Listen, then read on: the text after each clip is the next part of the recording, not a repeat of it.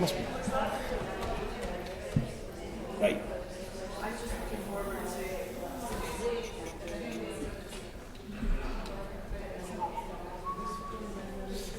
Right, guys, we'll just probably go because we don't spend too much time together.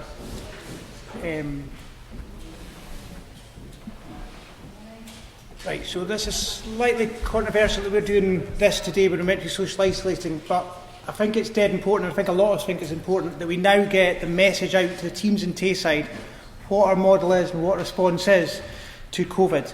Because I think, that, in my opinion, the bigger risk is if our teams are isolated from the actual information of our model. I think there's a bigger risk than any of the cross-infections. So the purpose of today is to actually land confidently the model that we're going to go into the next few months with, and then for you guys to articulate to your teams and reassure them that we know what we're doing.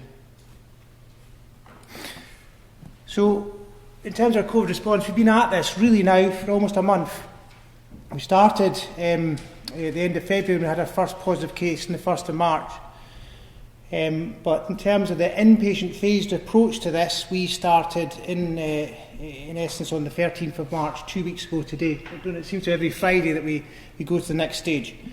And at that stage, we expanded the front door COVID assessment unit so that we split our streams into COVID queries going into one portal in the hospital and all of our non-COVID queries going into another portal. And that's a key component of our strategy, irrespective of the speciality. At that stage, we also opened positive COVID wards in wards 17, 18 and 19, and we opened our first critical care area in major trauma unit. Ortho and surgery both went through a massive and very impressive decant to West Block, remaining with only an acute assessment area in wards 7 and 8. And at the same time, medicine began to prepare for later stages by contracting their model and closing wards 6, 5 and 4. And during that phase, all P2 and P3 elective activity was cancelled to begin to prepare theatre space for critical care and ICU, what we call ICU 2, which is a COVID critical care area, which we'll talk about in a sec. So at the end of that phase, we had implemented this model with Ward 14, short stay medicine, AMU, AIM, Ward 17, 18 and 19, COVID positive areas, our assessment area, and some of these side rooms being used for COVID assessment. And at that stage, we've got 96 COVID beds in our system, 88 level 1 and 8 are critical care.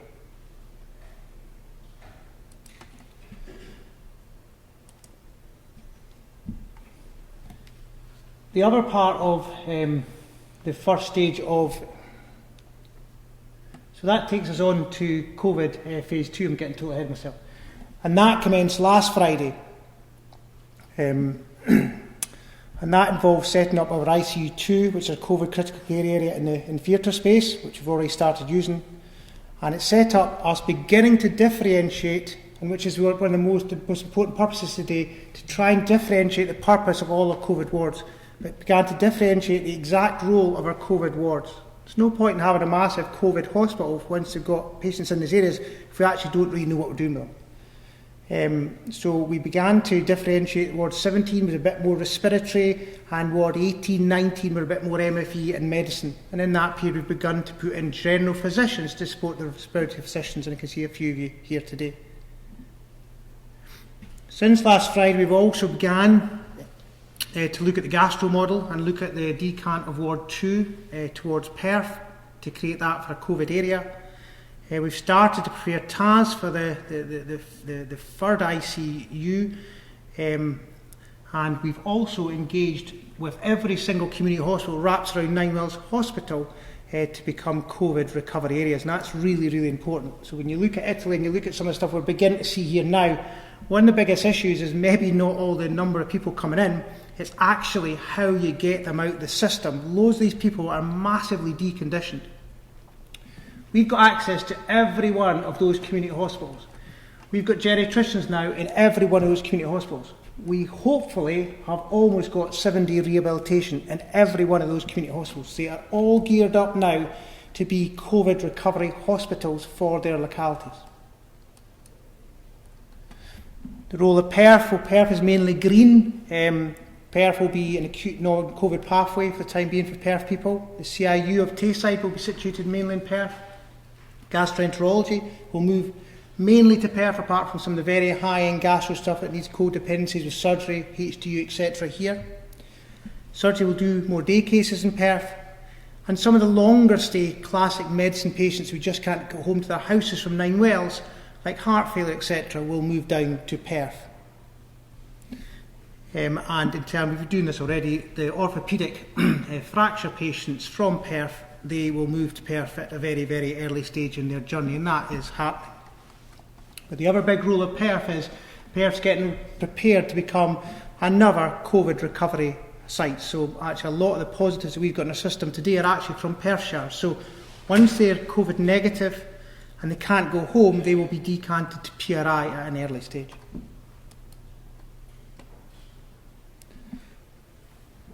So really from today we'll begin to move now into phase 2B of the COVID phase delivery plan. And what that begins to involve is begin to look at wards in our hospital where patients can now come out of COVID for recovery patients for ongoing assessment and rehab. So Ward 3 will start to take respiratory step-downs, and Ward 2, when it's cleared, will start to take some of the medicine step-downs, some of the MFE step-downs if need be. And I said a lot of the recoveries of Perthshire patients will go back to PRI. Ward 10 is now becoming the COVID speciality ward for surgery, and we're now beginning to scope out Ward 9 as a speciality code ward for respiratory, Ward 11 for medicine, and 12 for MFE. And at the same time, we are beginning to prepare to create our third ICU in Taz, which will give us 27 beds. We'll talk about this in a minute. So what we're trying to describe now, especially for some of the senior, the lead nurses and then your charge nurses, is the actual function and speciality of every one of your COVID wards. What we really want to begin to do is begin to have a model where really frail older people are looked after with COVID by geriatricians on one side of the hospital in wards 12, 19. We want really younger, sick, purely respiratory patients to be looked after by the specialists who can do that but can't do everything else, the respiratory consultants, and that'll be in wards 12, 17. We want the ones who are in between, adults with some comorbidities, to be looked after by our generalists in wards 11 and 18. So that every single physician and then hopefully nursing team will be looking after patients who they're comfortable looking after, except they've got COVID. And then hopefully for lead nurses and charge nurses, it's easy to then go and sell the story of looking after COVID patients to all the nurses, junior doctors, middle grades, consultants who've not done medicine or looked after ill people for many, many years. Until we sell this story and make it clear, it's very hard for a lot of the people out there to decide where they want to come back and work. And that hopefully is the purpose of today. We'll talk about more of that in a minute. So then at the end of phase 2, we hope to have in place another 164 beds, another 14 critical care beds, and these designated wards in level 6. And that's the type of capacity at the end of stage 2 that we will have in place in Nine Wells Hospital. So there's a lot of scaremongering, a lot of people saying we've just not got enough space to do this, we need to get people out, blah. We've got absolutely plenty of bed space to manage this. So at the end of stage 2, and the stage we're just completing or starting now, we will have 260 COVID beds. We'll have 54 recovery beds, and we'll have 24 and 22 critical care beds. Plus all these recovery hospitals wrapped around Nine Wells Hospital. And then the bit we're looking at is what we call phase 3 of the COVID plan, and that will come. That will come based on the number of beds we're using. So we're using data, and that's the data from today. So at the minute we've got 40 patients in our COVID area.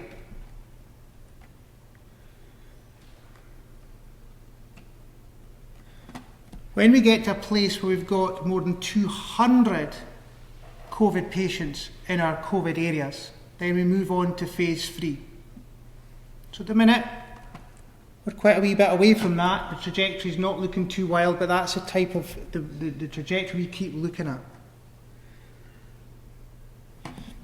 At that stage, we'll be opening COVID wards in wards 4 and 6 up in level 7 that have been emptied.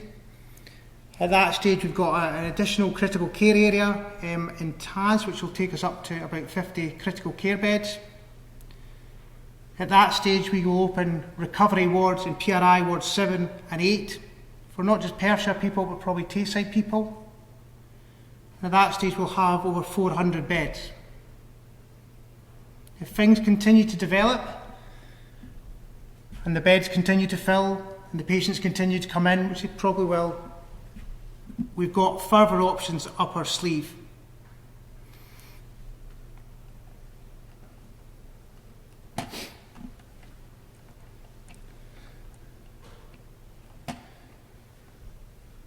At the end of phase 3 though, that's the type of modelling we will have in level 6. Probably COVID MFE, probably COVID medicine, probably COVID respiratory, with the options finally up our sleeve of using CIU, and a very, very, very, very, very last resort, I hope we never come to it, where we have to take haematology and oncology, some of our most vulnerable populations, and put them into the same ward to release a ward. But that is a very, very last option in terms of beds. So up to stage 3, the end of stage 3, we have a model that's prepared with almost 500 beds, with 60 critical care beds. They're not all just COVID beds. A lot of the key to this is actually COVID recovery. The minute you're COVID clear, move out onto a recovery pathway and out of the COVID areas. And I don't want to talk about it today, and we probably don't need to talk about it, but there is planning for phase 4 as well. So we get to a place where we're using more than 380 to 400 COVID beds and the occupancy is over 80%, then we do need to think about where we're going. And depending on the system, if we are still split from COVID and non-COVID, then we would look to take the whole non-COVID take to PRI. We don't know what it will look like at that stage. It may be that PRI has got as much COVID as we have, but that's one of the part of the plans at the minute. If there's bottlenecks in Ward 42, which is quite a risk at the minute, the labs are doing a tremendous job in terms of turnover. When we get to a place where we're getting the results back in 3.5 hours, then there may be any bottlenecks in Ward 42 and all the side rooms. But if there gets to a stage where we can't maintain the flow for Ward 42, we will have to think about flipping the COVID model, and that would go via AMU. Or if we get to a place where we've not got enough critical care beds, then Audrey and Pam and the team have got a phase 4 critical care plan for additional beds. But the big purpose of today is I want everyone to begin to think about, in the COVID bed model, what every single ward does. I want the lead nurses to begin to think of where their charge nurses will be best situated. From there, I want the charge nurses to begin to think about, right, how do I bring all my nurses with me? How do I bring student nurses who I've trained with, who I know could work well in this area, how can I bring them to work with me? We want the consultants like Chris and Simon to think about who else they want, who else is skilled to work in these specific wards with them. What's the rotas to work in these specific wards? They're all very, very different. But if we set things up like this, where we've got red wards, and this is the end of phase 2, these are all the COVID positive wards. This side of the hospital is for really, really frail people. Quite a comfortable place to work. It's not high-end, ill, ventilator type work. You don't have to know anything about PO2s and PCO2s. So I could work really comfortably in that area. A lot of this area is about having really courageous conversations with families and being honest and being brave. A lot of this area is about being on the phone to families and explaining to them how things are going. This area in between is medicine, generalists. So a lot of that is about adults with diabetes who are maybe obese who've got COVID. A lot of that is teasing out, is there going to be a benefit of moving down this way towards the respiratory critical care areas? And then this high-end area here with the respiratory consultants wrapped around our critical care areas, this is where our specialists, our respiratory consultants will be working. This is where our senior respiratory nurses, trainees will be working. And this area will have a strong relationship and link with the critical care areas in level 6 and around theatres and around TAS. These areas are recovery wards. So again, when we're looking at staff returning to medicine, who've not worked in medicine for a long, long time, this is a really, really non-threatening place to work. This is about rehabilitation. These wards could be led by orthopaedic nurses. This is about getting people out of their beds, planning for people to go home. These patients are the type of patients that the community want back. They've not got COVID. There's no debate. There's nothing clever about this. Home care will want these people home because they've not got COVID. So a lot of these areas are about that type of workforce. We have massive flex in our system when we go into phase 3. We have options because of the number of empty wards we've created about whether or not, if COVID is extremely busy and we've got lots of COVID admissions, then we will have a lot of hot COVID wards. Hopefully, if we can keep the flow going and the admissions are controlled, social isolation, apart from today, continues, then maybe the admissions, and if we're planning, may look like that, and we may have about 8 COVID wards, and we'll work more in COVID recovery wards. It's just to show we've got flex in our system of how these wards are going to work. So the main message for today was just to land this with you guys, for you to land with your lead nurses, your clinical leads, your senior ward nurses, etc., for them to share with their staff and to begin to workforce plan around about these types of bed models.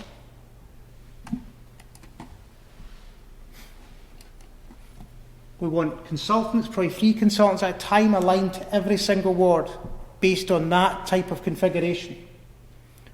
Susie and others are going to align junior doctors around those wards based on that type of population, because the staffing is very different depending on what type of patients you've got in these wards. So it's out of our rota cover. As I said many times, we want senior charge nurses now aligned against those types of wards. And we want those charge nurses and the lead nurses to get a workforce wrapped around those charge nurses. And we really want charge nurses working with their previous cohorts of nurses. We want consultants to go back to work with the same MDTs, the same charge nurses. We've set up medicine wards, we've set up MEV wards, we've set up respiratory wards. So we want those models to just continue the way they used to continue, irrespective of COVID or not. We want the MDT to totally align around those specific types of wards. So the likes of Gillian, the discharge team, Carrie, etc. That's the wards we're going to be putting in place. So now you know how to wrap your MDT around it. And the wards will change from month to month to month. There will be quite a lot of red wards at first, and then they'll go very orange. So it's having the flex in your MDT to respond to this. And that's really the message I wanted to give to you all today now, just to spread to your staff. If this is recorded, I hope it has, we'll then put it on social media so everybody knows we're all on the same page about the exact model that we're going to go into the next 3 to 6 months. Okay, right. I think we can do a few questions, but probably not spend too long together. Has anyone got any questions? Simon? That's excellent, Dougie. Very clear. It's really robust. If you're able to email us that talk so I can send it. Yeah, we're just praying it's recorded. It's not recorded, I'm going to have to do it again in a moment. So. Yeah, I can put the slides out as well. Yeah, no, definitely. No. But there's no secret to that. It's got to go to every single member of staff in Tayside. Everyone must be on the same page here. Audrey. Dougie, just to say that I would really, really like to thank all the staff that have been involved in this, because it's happened quickly, but staff have grasp the vision that we've been looking for in the last 4 weeks, and everybody's pulled together. But there's got to be a great big thanks to the amount of work that the property and estates departments and soft facilities have undertaken to get us to this point. They have refurbished wards, they have put in additional oxygen and piped air to set us up to be able to scale up the number of critical care beds.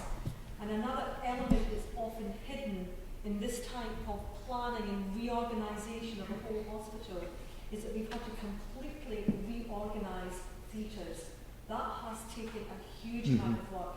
They've consolidated and moved CPOD, trauma, to allow us to free up some areas to be able to increase the number of critical care beds.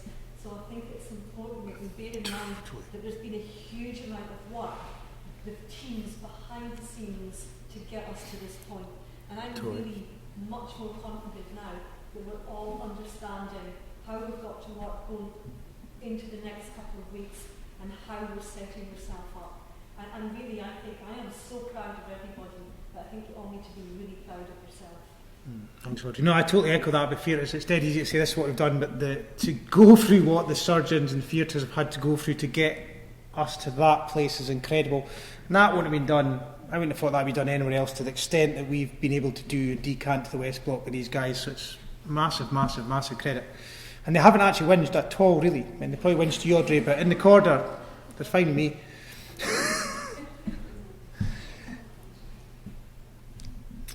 Any more, John? To confirm, surgical COVID is more 10. So Yes, it's mostly how it was. 10. Dougie said 10 on the slides. Did one say 9? Right, need to We'll make sure that's updated. Dougie and I updated it just 10 minutes. We did, yes, surgical COVID positive there. Yeah. It's definitely 10 for some reasons. Surgical COVID, yeah. Surgical COVID. Yeah, I think there will be one slide playing the. Yeah, John Mill spotted me, yeah, there will be one, but it's definitely 10. Yeah. And I think that reflects the responsive nature of all of this, that we're still having ongoing discussions and will continue to plan and respond and make these marginal changes as we move forward. Yeah. But the most important thing is making sure that we communicate so that everybody knows where everything is. Yeah. No, totally. Well, okay. Right, tell Obedy. Right, cheers, folks. Right, how do you put this off? System off. Yes. Power down. Oh, good night. We come to that.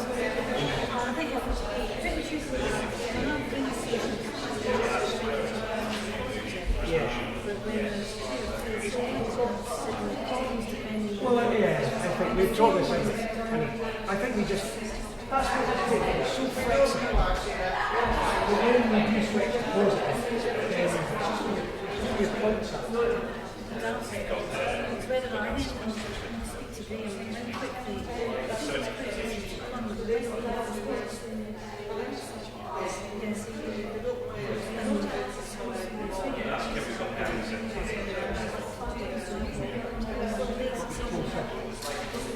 rather than moving.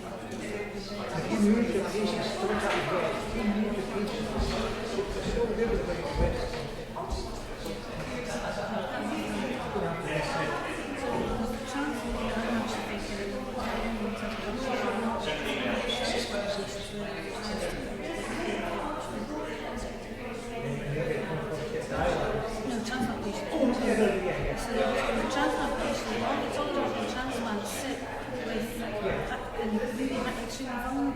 and they might actually be better looked after in 2 years. Just listening to the dialysis, and it might just be for one possible dialysis patient so far as well as it's maybe just coming out of their own.